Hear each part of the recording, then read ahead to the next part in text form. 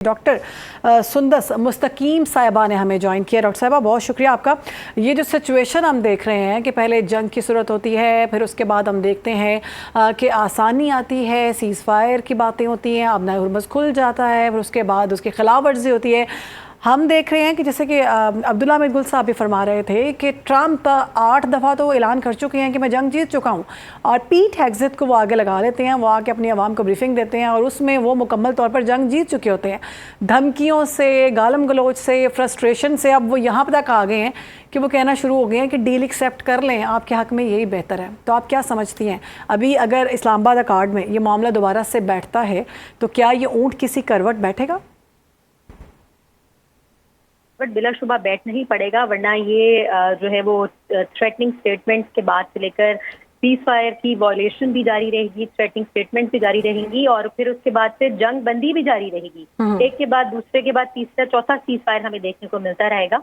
और अब्दुल्ला गुल साहब की सारी बातों का जो वन लाइन से बड़े मजे की, और जो पूरे ट्रम्प की मैं समझती हूँ दूसरी क़यादत का वन लाइनर था कि वो जो पीस नेगोशिएटर के तौर पर जो नोबेल प्राइज देने जा रहे थे, उन्होंने अपने वजीर दिफा को वजीर जंग बना दिया। तो इनसे आप क्या बात करेंगे? उनकी फेस सीविंग की ये एक और काविश थी, और ये जो प्रेस कॉन्फ्रेंस थी मैं समझती हूँ कि ये अपने ही लोगों के आगे एक और फेस सेविंग थी, जिनके जनरल साहब ने तो सिर्फ they were just appreciating their own service man and to share the details with their own people. अपने लोगों को, यूएस के अवाम को बता रहे थे कि हम किस हद तक जो है वो जंग जीतने में कामयाब हैं। अलबत्ता इनका जो पीर हेक्सपर्ट की जो बात थी, उसमें इन्होंने सबसे पहली बात ये कही जनाब कि ईरान की जो किसी सूरत जोहरी हथियार नहीं बना सकता। तो इस पर जो दो दुखती रगे हैं, एक तो उनको डर ये खौफ है कि ईरान किसी तरह जो न्यूक्लियर पावर ना बन जाए, जोहरी हथियार ना बना ले, और वो जो कुछ उनको शायद कुछ सीक्रेट उनके हाथ लगे हुए हैं यूएस के, जो मैं वेरी फलते से प्रेडिक्ट करती आ रही हूँ कि पिछले साल जो है 60% से ज्यादा एटमी तरतीबात को हदफ करने के बावजूद भी अभी ऐसा क्या अमेरिका से ईरान पहुंच गया है कि उनको डर पड़ गया जनाब कि वो जोहरी हथियार ना बना लें। तो एक तो सबसे बड़ा डर ये है, और ये स्ट्रेट ऑफ हॉर्मुज़ को जंग के कॉन्सिक्वेंस के तौर पर जो बाद में आया, और जो अब वो कह रहे हैं जनाब कि यूरोप को इसको नुकसान होगा, सिर्फ यूरोप को नहीं पूरी दुनिया की आलमी मईशत पे इससे फर्क पड़ेगा, खुद अमेरिका को इससे बहुत ज्यादा फर्क पड़ेगा। अगर अमेरिका एक अच्छी ऑयल प्रोड्यूसिंग कंट्रीज में इसका शुमार होता है, तो ऑयल प्रोड्यूस करना ही खाली काफी नहीं है, ऑयल प्रोड्यूसिंग रिफाइनरी सिस्टम पूरी इंडस्ट्री है, वो लगाना भी किसी भी स्टेबल मतलब कंट्री के लिए, डेवलप कंट्री के लिए विद इन अ मंथ और टू पॉसिबल टेक्निकली नहीं है कि वो ऑयल रिफाइनरी की अपनी इंडस्ट्रीज को खड़ा कर लें और जनाब आप उस टेरिस में आ जाए। तो खुद अमेरिका को भी, चाइना अमेरिका जैसे ममालिक को भी स्ट्रेट ऑफ हॉर्मुज़ के बंद होने से नुकसान हो रहा है। बिलाशुबा यूरोप को भी होगा, एशिया कंट्रीज को भी होगा। और ये बात कह रहे हैं जनाब कि बहुत अरसा जो है दुनिया ने ईरान की सिक्योरिटी से जो बहुत फायदा उठाया। कौन सी सिक्योरिटी की बात कर रहे हैं? पेट्रो डॉलर के टर्म में नॉन इंग्लिश कंट्रीज भी जो हैं वो डॉलर से तिजारत करती रही हैं। डॉलर से तजारत के तनाजुर में सारी हमेशा 1960 से अब तक पिछले 50 सालों में अमेरिका को फायदा हुआ है। तो डॉलर की हेजमनी से फायदा अमेरिका को हुआ।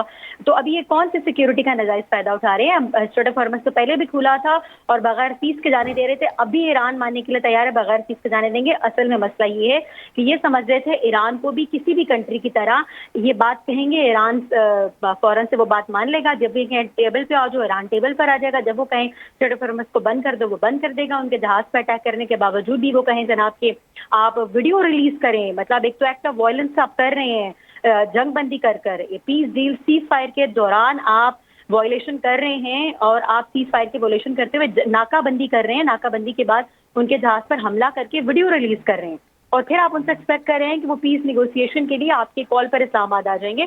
तो ऐसा नहीं होता है। ईरान ने कहा जनाब कि आपकी हर बात पर यस सर करने वाला ईरान तो कम से कम मुल्क नहीं है। तो अभी इनकी जो सुपरमेसी और हेजमनी को इफेक्ट हो रहा है, जो डेंट अमेरिका की सुपरमेसी को पड़ रहा है ईरान के बारहा ना करने के बावजूद भी, असल में उनको प्रॉब्लम ये है। ठीक है। और अभी जो है वो ईरान की जानिब से लेट्स सी के बाद से रास्ते साहब के अगर आने की मतलब है मतलब पाकिस्तान आना, तो उसमें जनाब यही बात की जाएगी, Iran is not going to compromise, एक भी पॉइंट पे कॉम्प्रोमाइज करने के लिए तैयार नहीं। अमेरिकन सेक्शंस हटेंगी और आप देखेंगे कि वो सिर्फ ये करेंगे कि पहले की तरह स्ट्रेट ऑफ हॉर्मुज़ खोल देंगे, ईरान ये करेंगे। लेकिन अगर आप कंट्रोल में लें और उनके जहाज़ों को रोकें और हर रोज प्रेस कॉन्फ्रेंस करके गए कि मजीद नाकाबंदी कर दी है, तो इतने तंग सिनेरियो में तो ईरान जो है वो कभी भी आपके टर्म्स एंड कंडीशन पे नहीं बैठेगा।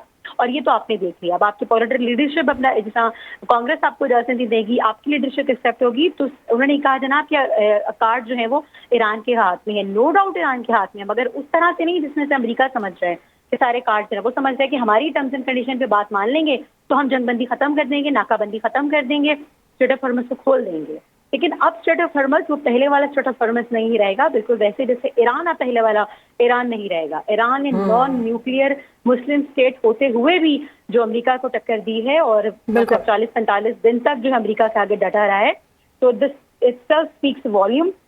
और इसके बाद मैं समझती हूँ जनाब कि जिसने एक सहाफी के सवाल पे उन्होंने कहा कि वॉर इटसेल्फ इज वायलेंस, ठीक है, बड़े मजे से उन्होंने कहा कि हम बेगुनाह लोगों पर हमला करना जो वायलेंस है तो एक जंग के जुमरे में आता है। और अगले ही सहाफी के जवाब पर वो कह रहे हैं एग्जैक्टली अगले ही सहाफी के जवाब पर वो कह रहे हैं हम जो पीस चाहते हैं और हम जो कुछ पीस पे कर रहे हैं। तो अब इनकी दो सहाफियों के दो जवाबों में इतना तजाद पाया जाता है कि आप बिल्कुल हम स्टार्ट से देख रहे हैं कि 40 रोज की जंग में ट्रंप जो है बौखलाहट का शिकार हैं, तजादात से भरी हुई ट्वीट्स करते हैं।